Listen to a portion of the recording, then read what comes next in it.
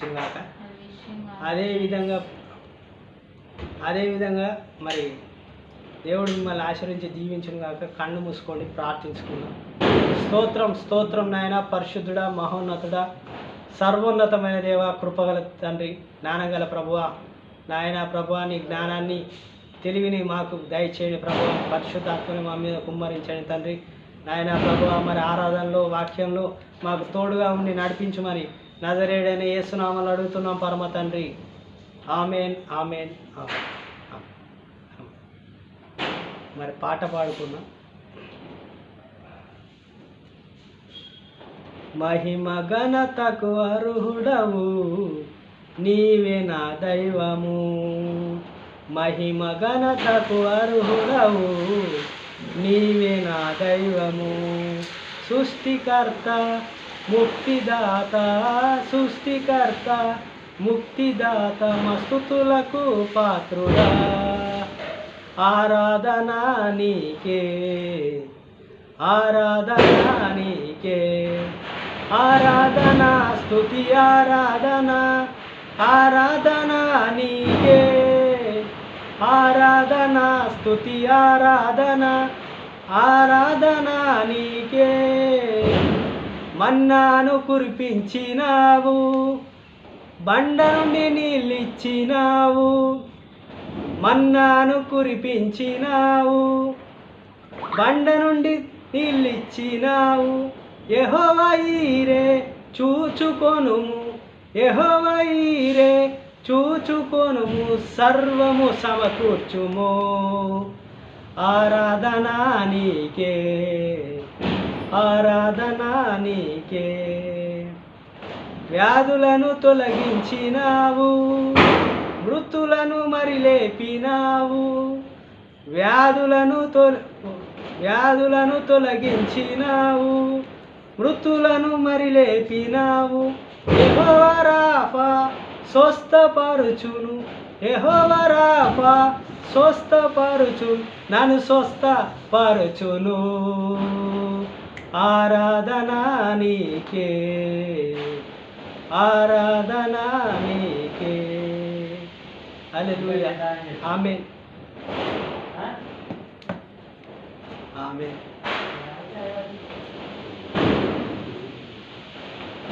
ప్రార్థించుకుందాం, కళ్ళు మూసుకోండి. స్తోత్రం స్తోత్రం నాయన, పరిశుద్ధుడా, మహోన్నతుడా, సర్వోన్నతమైన దేవ, ప్రభువా తండ్రి, నీ వాక్యం చేత ప్రభువా, నీ వాక్య జ్ఞానం చేత మమ్మల్ని నడిపించండి తండ్రి. పరిశుద్ధాత్మ దేవ, మాలో ఉండి మాకు మంచి వాక్య జ్ఞానాన్ని రేపు మరి మాతో ఈరోజు మాట్లాడమని యేసుక్రీస్తు నామంలో అడుగుతున్నాం పరమ తండ్రి. ఆమేన్ ఆమేన్ ఆమేన్ ఆమేన్.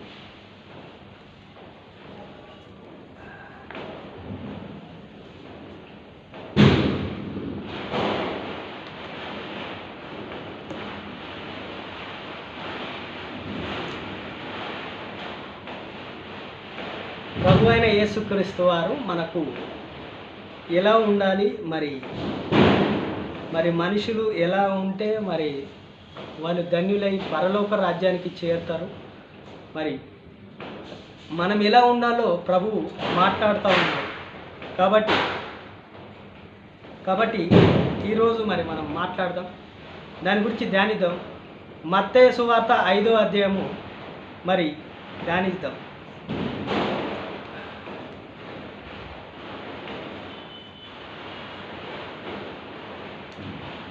ఆయన జనసమూహములను చూచి కొండ ఎక్కి కూర్చుండగా ఆయన శిష్యులు ఆయన యొద్దకు వచ్చిరి. అప్పుడు నోరు తెరిచి ఇలాగో బోధింపసాగాను. ఆయన శిష్యులు అంటే అక్కడ కొండ ఉంది, ఒలీవల కొండ మీదకి మరి ప్రభువారు ఎక్కారు. అక్కడ శిష్యులు అనేవారు వచ్చారు. శిష్యులు వచ్చినప్పుడు అక్కడ కొండ మీద మరి ప్రభువారు బోధిస్తూ ఉన్నారట. మరి ఎలా బోధిస్తున్నారో, మరి ఏం బోధిస్తున్నారో విందాం. ఆత్మ విషయమై దీనులైన వారు, ఆత్మ విషయమై దీనులైన వారు ఓ ధన్యులు, పరలోక రాజ్యము వారిదే. ఆత్మ విషయం అంటే మన ఆత్మ శుద్ధిగా ఉండాలి, మన మనసు అనేది ఒకటే దగ్గర ఉండాలి, దేవుడి మీద ఆలోచనతో ఉండాలి, భయభక్తులతో ఉండాలి, నీతితో ఉండాలి, మరి దేవుణ్ణి ఎప్పుడు ధ్యానిస్తూ ఉండాలి. మరి దేవుడు అదే చెప్తా ఉన్నాడు, మీరు నీతిగా మీ ఆత్మ అనేది ఒక దగ్గర ఉండి, మీ ఆలోచన ఒక దగ్గర ఉండి ప్రభు కొరకు మీరు కనిపెట్టుకుంటూ మీరు ఆలోచించుకుంటూ ఉంటే మరి దేవుడు పరలోక రాజ్యము మీదే అంటున్నాడు. అదేవిధంగా మనకు దుఃఖపడేవారు ధన్యులు, వారు ఓదార్పు పొందేదరు. అంటే దుఃఖం అంటే ఎవరైతే దేవుణ్ణి కన్నీళ్ళు విడిచి ప్రార్థిస్తూ ఉన్నవారు, లేకపోతే బీదలు కానీ ఎవరైనా ఏడుస్తూ ఉన్నవారు కూడా మరి దేవుని కొరకు వాళ్ళు ఓదార్చబడతారు. మరి దేవుడు వాళ్ళని ఓదార్స్తాడని మరి 4వ వచనంలో చెప్తున్నారు, సాత్వికులు ధన్యులు, వారు భూలోకంను స్వతంత్రించుకుందురు. సాత్వికులు అంటే వాళ్ళు ధన్యులు, అంటే సాత్వికులు అంటే కాముగా ఉండి ఎవరైతే వారి పని దేవుడి పని ఎవరైతే చేస్తూ ఉంటారో వారు నీతిగా న్యాయంగా మరి సైలెంట్గా ఉండి వాళ్ళ పని వాళ్ళు చేసుకునే వారికి అందరికీ మరి వారు భూలోకాన్ని స్వతంత్రించుకుంటారు. అంటే దేవుడు జ్ఞానం గురించి మాట్లాడుతూ ఉన్నాడు. ఎవరైతే సైలెంట్గా ఉండి వాళ్ళ పనులు వాళ్ళు చేసుకొని దేవుడి మీద నమ్మకం పెట్టుకొని వారి పనులు వాళ్ళు కరెక్ట్గా చేస్తే వాళ్ళు భూమిని స్వతంత్రించుకుంటారని ప్రభు అయిన యేసుక్రీస్తు వారు ఇక్కడ మనకు చెప్తా ఉన్నారు.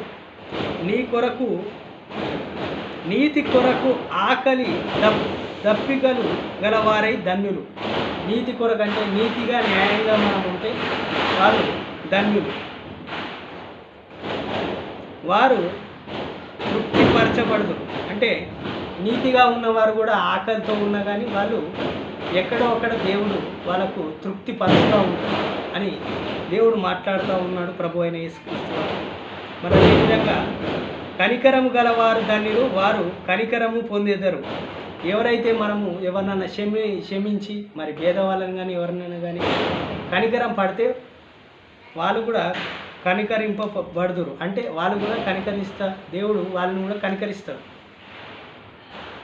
హృదయ శుద్ధి గలవారు ధన్యులు, వారు దేవుణ్ణి చూచెదరు. మన హృదయం ఎప్పుడైతే శుద్ధిగా ఉంటుందో దేవుడు మనల్ని చూస్తూ ఉంటాడు. చూచేదారు, దేవుణ్ణి చూచేదారు. అంటే మన హృదయం అనేది ఎప్పుడు ఒక తెల్లని పేపర్ వలె ఉంటే దేవుడు మరి మనసులో ఏది లేకుండా శుద్ధిగా మనం ఉండి దేవుణ్ణి పట్టుకొని మనం ఉంటే దేవుడు మనము చూస్తామని ప్రభు అయిన యేసుక్రీస్తు వారు ఇక్కడ చెప్తూ ఉన్నారు, బోధిస్తూ ఉన్నారు. అదేవిధంగా సమాధానపరచువారు ధన్యులు, వారు దేవుని కుమారులు అనబడుదురు. ఎప్పుడైతే మనకు సమాధానం దొరకలేదో అప్పుడు మనము దేవుణ్ణి అడిగి దేవుడు ఏదైతే చెప్తాడో మరి ఆ సమాధానం అనే జ్ఞానాన్ని మనం పొందుకొని ఆ సమాధానంగా మనం ఉంటే వారు దేవుడి కుమారులు, అంటే దేవుడి పిల్లలు అని ప్రభు అయిన యేసుక్రీస్తు వారు చెప్తా ఉన్నారు. నీతి నిమిత్తం హింసింపబడిన వారు ధన్యులు. నీతి నిమిత్తము హింసింపబడిన వారు ధన్యులు, పరలోక రాజ్యము వారిది. అంటే ఇక్కడ ఒక మంచి వచనం ఉంటుంది. 11వ వచనంలో చూసుకుంటే ప్రభు అయిన యేసుక్రీస్తు వారు చెప్తున్నాడు, నా నిమిత్తం జనములు మమ్మును నిందించి హింసించి మీ మీద అబద్ధములు చెడ్డ మాటలు పలుకునప్పుడు మీరు ధన్యులు. అంటే నా నిమిత్తం ఎవరైతే సువార్తకు వెళ్తూ ఉంటారో మరి వారు సువార్తకు వెళ్ళినప్పుడు ప్రభువుని దూషిస్తూ ఉంటారు, ప్రభువుని తిడుతూ ఉంటారు, మనల్ని కూడా తిడుతూ ఉంటారు. మనము దేవుని కొరకు మనం పనిచేస్తున్నాం కాబట్టి దేవుడు ధన్యులని చెప్తా ఉన్నాడు. అంటే నా నిమిత్తం అన్నాడు, అంటే యేసు ప్రభు కొరకు మనము సువార్త ప్రకటిస్తున్నాం కాబట్టి మరి సువార్త గురించి ఎవరైతే చెప్తూ ఉంటారో వారందరూ మరి తిట్లు కానీ మరి దెబ్బలు కానీ పడుతూ ఉన్నా కానీ వాళ్ళు కూడా ధన్యులని ప్రభు అయిన యేసుక్రీస్తు వారు చెప్తా ఉన్నారు. మరి అదేవిధంగా చూసుకుంటే సంతోషించి ఆనందించుడి, లోకమందు మీకు మీ ఫలము అధికమవును. ఇలాగో అంటే ఇవన్నీ చేసిన తర్వాత కూడా మీకు సంతోషం ఆనందంతో పరలోకంలో ఫలము పొందుకుంటారు. మరి దేవుడి కొరకు ఎవరైతే మరి సేవ చేసి ఎవరైతే హింసించబడ్డవారు ఉంటారో వారి ఫలం ఇంకా అధికమవుతుంది అని ప్రభు అయిన యేసుక్రీస్తు వారు ఇక్కడ మనకు చెప్తా ఉన్నాడు. అదేవిధంగా చూసుకుంటే ఇలాగను వారు మీకు పూర్వముండిన ప్రవక్తలను హింసించెను.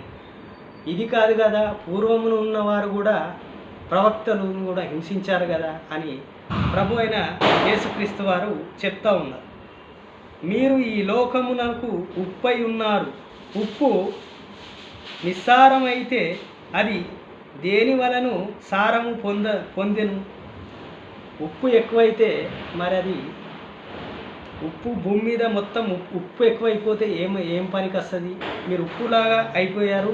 లోకానికి ఉప్పు ఎలా అయితే ఎక్కువైందో మరి అలా మీరు కూడా లోకానికి ఒక ఉప్పు లెక్క అయిపోయారు.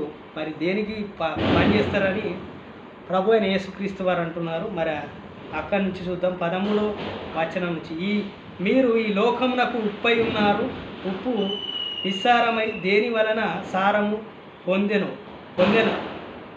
అది బయట పారవేయబడి మనుషుల చేత త్రొక్కబడుటకే కానీ మరి దేనికి పనికిరాదు. ఉప్పు ఎక్కువైపోయినప్పుడు మరి మనము చూస్తూ ఉంటాం. ఉప్పు కూరలో ఉప్పు వేసినప్పుడు ఎక్కువ కూరలో, అంటే ఇది ఎగ్జాంపుల్ చెప్తున్నా, మీరు తప్పుగా అనుకోకండి. ఇది మనము వంట చేసుకున్నప్పుడు మామూలుగా ఉప్పు ఎక్కువైనప్పుడు కూడా మరి అది పారబోస్తాం కదా అని దేవుడు ఉప్పు ఎక్కువైతే అది మనుషులు తొక్కి వేయబడతారు. అంటే మనుషులు ఆ ఉప్పుని కూడా బయట పడేస్తారని చెప్తున్నాడు. కాలి కిందేసి తొక్కేస్తారు. పనికిరాని ఉప్పుని ఎక్కువైతే పారేస్తారని ప్రభు అయిన యేసుక్రీస్తు వారు ఇక్కడ 14వ వచనంలో చెప్తున్నారు.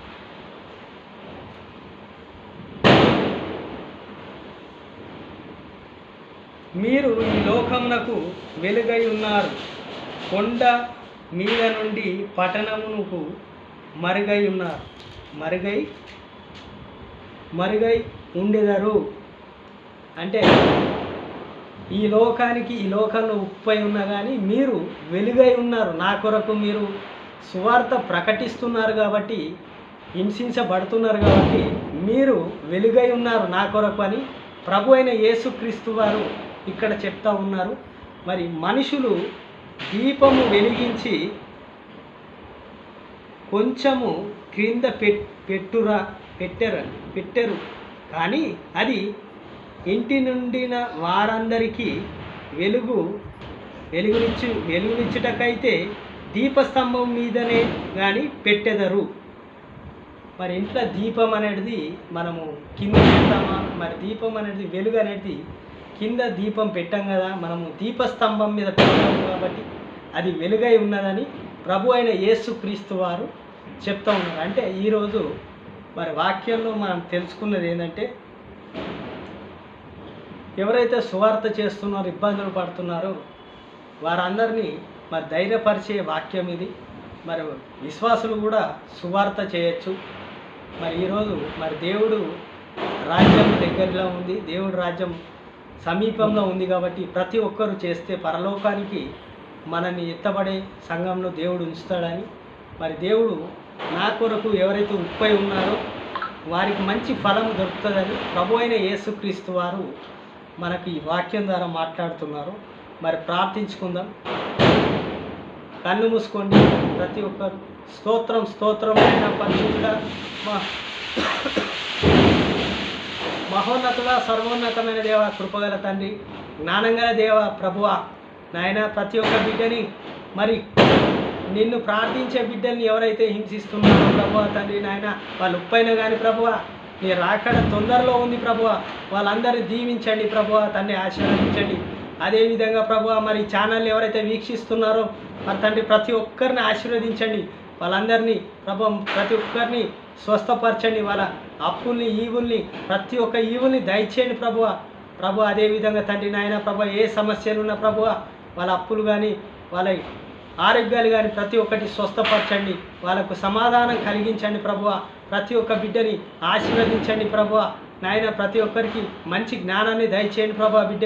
బిడ్డలందరికీ మంచి జ్ఞానాన్ని దయచేసి ప్రభువా ముందుకు నడిపించమని అడుగుతున్నాను తండ్రి. ప్రతి ఒక్కరూ మరి ఇలానే సువార్త చేస్తూ వెళ్ళాలి ప్రభువా. నీ సేవకులు ఎంతోమంది ప్రభువా నాయన హింసించబడుతున్నారు తండ్రి లోకంలో. మరి నాయన దానికి కూడా ఫలం ఉంటుంది. మీరు బాధపడకండి, మీరు ధైర్యపడండి, మీరు ఉప్పై ఉన్నారు కానీ మీకు పరలోక రాజ్యము ఫలం ఉంది, నేను చూసుకుంటానని ప్రభు అయిన యేసుక్రీస్తు వారు మరి మనకు ధైర్యం చెప్తా ఉన్నారు. మరి మనం ఎలా ఉండాలంటే భక్తి గలవారైనా సరే, మరి విశ్వాసులైన మరి ప్రభు చెప్తా ఉన్నాడు, విశ్వాసులు కూడా ఎలా ఉండాలో చెప్తున్నాడు. హృదయ శుద్ధి గలవారు ధన్యులు. మరి హృదయాన్ని మనం శుద్ధిగా ఉంచుకొని మరి కొర్నేలు ఎలా ఉన్నాడు, భయభక్తుల వలె మనం కూడా అలా ఉండి ప్రార్థిస్తే దేవుడు కూడా మనం దేవుణ్ణి చూస్తామని అక్కడ మరి హృదయ శుద్ధి గలవారు ధన్యులు అన్నారు. మరి అదేవిధంగా మనం అందరం అలాగే ఉండాలి. ప్రతి ఒక్క బిడ్డని మరి ఆశీర్వదించండి, ముట్టండి ప్రభు. ప్రతి ఒక్క ఈవుని దయచేయండి ప్రభు. మరి ప్రతి ఒక్కరి ఈ ఛానల్ని సబ్స్క్రైబ్ చేసుకోవాలి ప్రభు. మరి చేసుకున్న వాళ్ళందరినీ ఆశీర్వదించండి, దీవించండి ప్రభు. మరి అదేవిధంగా ప్రభు గాడ్స్ విజన్ ఛానల్ని ఇలానే ముందుకు తీసుకెళ్ళమని నజరేయుడైన యేసు నామములో అడుగుతున్నాం పరమ తండ్రి. ఆమేన్, ఆమేన్, ఆమేన్, ఆమేన్. మీ అందరికీ వందనాలు. ఆమేన్.